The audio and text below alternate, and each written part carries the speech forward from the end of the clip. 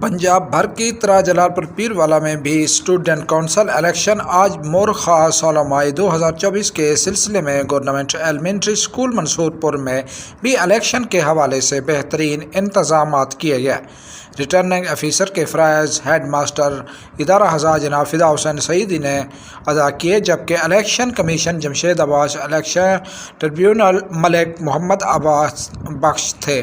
باقی اسٹاف میں صادق حسین صاحب نے بطور پریزائڈنگ افیسر، رانا محمد شاہد سینئر اسسٹنٹ پریزائڈنگ افیسر، قرۃ العین assistant presiding, Muhammad Asim polling officer کے فرائض سر انجام دیے۔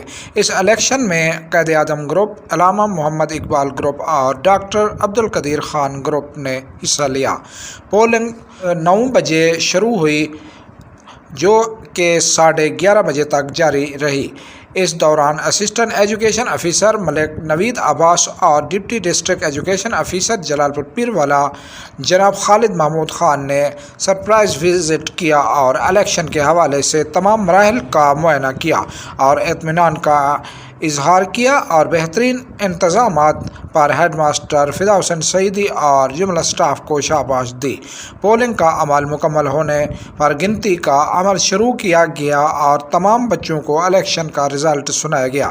کامیاب ہونے والے امیدواروں میں محمد آصف کلاس 8م، صدر محمد نعمان کلاس 7م، نیب صدر علی شیر کلاس 6م، جنرل سیکرٹری اور احسن مہدی فنانس سیکرٹری منتخب ہوئے۔